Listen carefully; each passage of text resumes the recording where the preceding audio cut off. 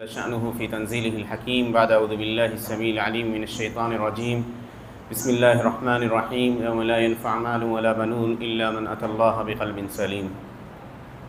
ہم سامعین، جیسے کہ بات گزری تھی کل کے درس میں بھی کہ دلوں کی اصلاح اور دلوں کے اوپر جو گناہوں کے برے اثرات چھا جاتے ہیں، اسی سے متعلق یہ پورا مہینہ انشاءاللہ درس رہے گا۔ کل کے درس میں امت کی کمزوری اور امت کے اوپر جو ذلت چھائی ہوئی ہے اس کا سبب حدیث کے اندر بیان کیا گیا کہ دلوں کی بیماری کی وجہ سے یہ ذلت ہم پر طاری کر دی گئی۔ دلوں کی اصلاح کا کیا فائدہ ہے، آج کے درس کا مختصر سا موضوع یا مختصر وقت میں یہ باتیں ہوتی ہیں، آپ کے سامنے آئیں گے۔ صحیح مسلم کی حدیث آتی ہے، اللہ کے نبی صلی اللہ علیہ وسلم فرمایا ان اللہ لا ينظر الى اجسادکم ولا الى صورکم ولکن ينظر الى قلوبکم واعمالکم۔ اللہ سبحانہ وتعالیٰ تمہارے جسم کی طرف نہیں دیکھتا، تمہارے چہروں کی طرف نہیں دیکھتا، لیکن وہ تمہارے دلوں کی طرف دیکھتا ہے اور تمہارے اعمال کو دیکھتا ہے۔ تو شریعت ہمیں ظاہر کے مقابلے میں باطن کی اصلاح پر زور دیتی۔ ہمارا دل اچھا ہو، لوگوں کے لیے ہمارے دل کے اندر خیر خواہی کا جذبہ ہو، ہم جو اپنے لیے پسند کر رہے ہیں وہ دوسروں کے لیے پسند کریں، کسی مسلمان کے لیے ہمارے دل کے اندر کوئی کینہ، کپٹ، حسد، غیبت، اس طرح کے جذبات نہ ہو۔ شریعت ہمیں اس پر آمادہ کرتی ہے، اور یقین جانی یہی وہ سبب ہے جس سے مسلمانوں کے درمیان آپس میں جو محبت کو آپ دیکھتے ہیں، جس کی مثال دوسرے لوگ دیتے ہیں کہ مسلمانوں میں آپس میں بڑی محبت ہے، وہ محبت دور ہوتی جا رہی ہے۔ اللہ کے نبی صلی اللہ علیہ وسلم نے فرمایا، پوچھا گیا ای الناس خیر، سب سے بہترین شخص کون ہے اللہ کے نبی؟ کہا کل مخموم القلب و صدوق اللسان، ہر وہ شخص جو مخموم القلب اور زبان کا سچا ہو۔ تو صحابہ نے کیا کہا کہ زبان کا سچا ہونا تو سمجھ میں آ رہی ہے بات، یہ مخموم القلب کیا ہوتا ہے اللہ کے نبی؟ کہا مخموم القلب کا مطلب ہے التقی النقی الذی لا غل فی ولا بغی ولا حسد، وہ متقی شخص جس کا دل انتہائی صاف و شفاف ہوتا ہے، بڑا اظہار نہیں کرتا، وہ اپنی عبادات کا پرچار نہیں کرتا، چپ چاپ اللہ کی بندگی کرتا ہے، اس کے دل میں ہر مسلمان کے لیے خیر کا جذبہ ہے، کسی کے لیے شر وہ چھپا کے نہیں چلتا، ملتا ہے تو بڑا حشوش اور بشوش ہنستے ہوئے مسکراتے ہوئے ملتا ہے۔ تو اللہ کے نبی نے کہا یہ وہ شخص جس کی عموماً لوگ قدر نہیں کرتے، کہا یہ شخص سب سے بہترین شخص ہے جو زبان کا سچا ہے اور دل کا سچا ہے، اللہ کے خوف سے اس کے دل میں لرزش ہوتی ہے، تقویٰ ہے، دل اس کا صاف ہے دوسروں کے لیے۔ اور اسی لیے اشارہ کیا اللہ کے نبی نے، وَأَشَارَ بِيَدِهِ، دوسری حدیث کے اندر التَّقْوَى هَا هُنَا وَأَشَارَ إِلَى صَدْرِهِ 3 مرات، کہ تقویٰ اصل میں اللہ کا ڈر، جو اس مہینے کی آمد کا یا روزے کی فرضیت کے مقاصد میں سے ایک مقصد ہے کہ تمہارے اندر اللہ کا ڈر اور اللہ کا تقویٰ پیدا ہو جائے۔ تو نبی صلی اللہ علیہ وسلم نے کہا کہ تقویٰ دلوں کے اندر ہے، اس کی اصلاح کی جائے۔ اور اسی لیے حضرت ابو بکر صدیق رضی اللہ عنہ افضل الناس بعد الانبیاء، نبیوں کے بعد سارے نبیوں کو ملا لیجیے، اللہ کے نبی صلی اللہ علیہ وسلم کے ساتھ ساتھ جتنے انبیاء ہیں، سب نبیوں کے بعد سب سے افضل شخص اس کائنات کا کوئی ہو سکتا ہے تو ابو بکر صدیق رضی اللہ عنہ، پھر عمر فاروق، پھر حضرت عثمان، پھر حضرت علی ابن ابی طالب، جو ترتیب آئی، سب سے افضل شخص کس بنا پر افضل ہوئی، یہ بھی ایک سوال پیدا ہوتا ہے۔ اعمال میں تو صحابہ ایسے تھے کہ بہت سارے صحابہ کثیر الصیام، کثرت سے روزہ رکھنے والے اور راتوں کو جگ کر تہجد پڑھنے والے تھے، تو عمل کے اعتبار سے صحابہ کو لگتا کہ حضرت ابوبکر سے زیادہ عمل تو فلاں صحابی کر رہے ہیں، تو کون سی چیز ابو بکر رضی اللہ عنہ کو دوسرے صحابہ کے اوپر فوقیت دیتی تھی؟ چنانچہ امام ابن رجب نے لطائف میں لکھا ہے، ابو بکر المزنی اور ابو بکر ابن عیاش رحمہ اللہ کا یہ قول، ما سبقہم ابو بکر بکثرت الصیام بکثرت صلاۃ ولا صیام ولکن سبقہم بشیء وقر فی قلبہ او وقر فی صدرہ.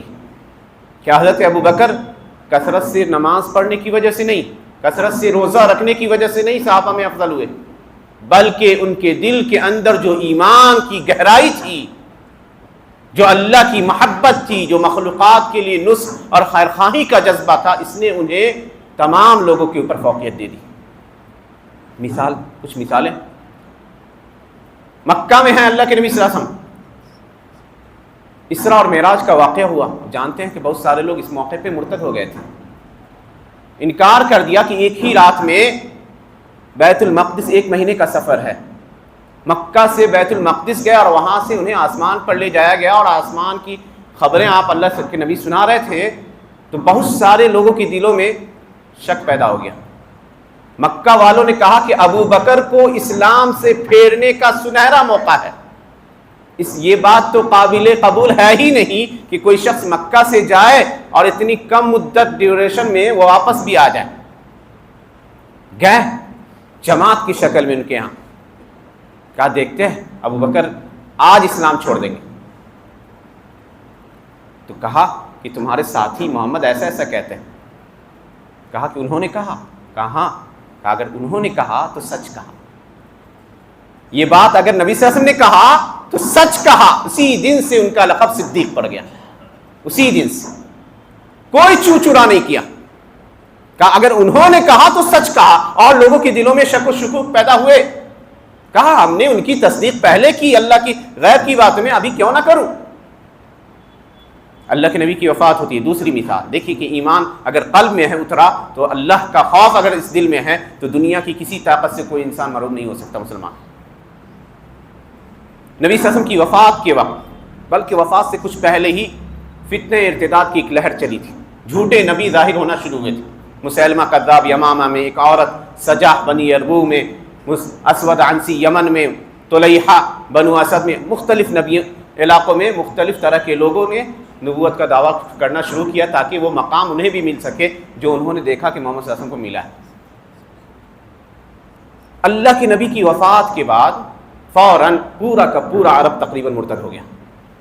ارتداد کی کئی قسمیں تھیں. کچھ لوگوں نے سرے سے اسلام کا انکار کیا، بت پرستی کی طرف لوٹ گئے. کچھ لوگوں نے کہا کہ محمد صلی اللہ علیہ وسلم کو بھی اللہ کا نبی مانتے ہیں اور مسیلمہ کو بھی نبی مانتے ہیں، نماز پڑھ لیں گے، زکوٰۃ نہیں دیں گے. تو کئی کیٹیگریز میں یہ لوگ تھے. حضرت ابو بکر رضی اللہ عنہ مدینے میں تھے اور ابھی غم میں صحابہ چور تھے، غم کے مارے. یعنی نبی صلی اللہ علیہ وسلم کی جدائی آسان بات نہیں تھی.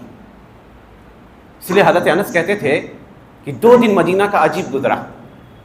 ایک وہ دن جس دن نبی صلی اللہ علیہ وسلم ہجرت کر کے مدینہ آئے، اضاء منہا کل شیء، مدینے کی پوری کی فضا روشن ہو گئی تھی، ہر چیز چمک رہی تھی، ایسا لگتا تھا.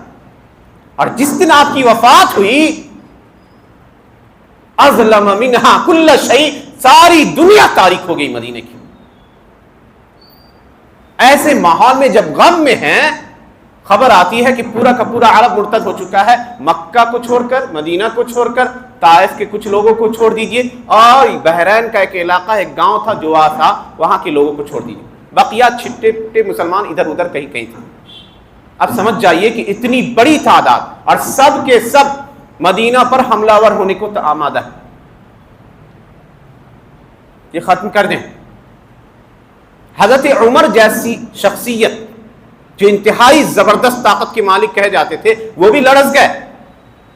حضرت ابوبکر سے کہا کہ زکوٰۃ چھوڑ دیجیے، رہنے دیجیے، مت لیجیے زکوٰۃ.